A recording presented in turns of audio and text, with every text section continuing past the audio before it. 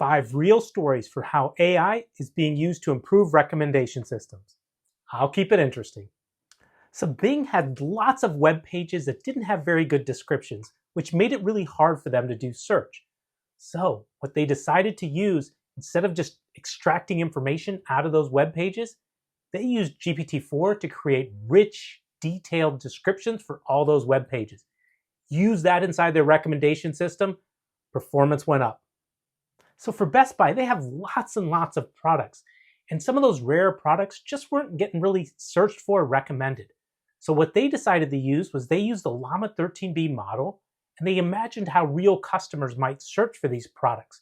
And so they enriched everything with product title, category, specifications, and they used all that new generated data to add more information to their products.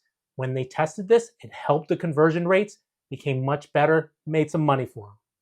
Now for Indeed, they're trying to match jobs to job seekers. Having humans do that way too hard. They figured out that GPT-4 could help label some data to help figure out which jobs match which job seekers. They had humans double check it. The first attempt was, hey, let's fine tune a 3.5 model to do it. Worked great, but it was too expensive to run all the time. So instead what they did was use a smaller, cheaper classifier they called eBadMatch, and all they did was train it just to look for poor job matches. And they used that to just filter out the irrelevant stuff that helped everybody get a little bit happier with their recommendations.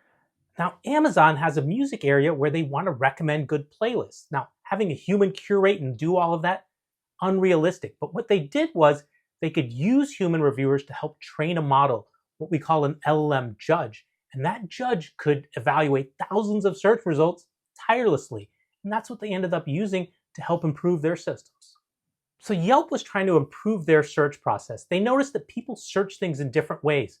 Some might say great pizza, while others say delicious Italian food.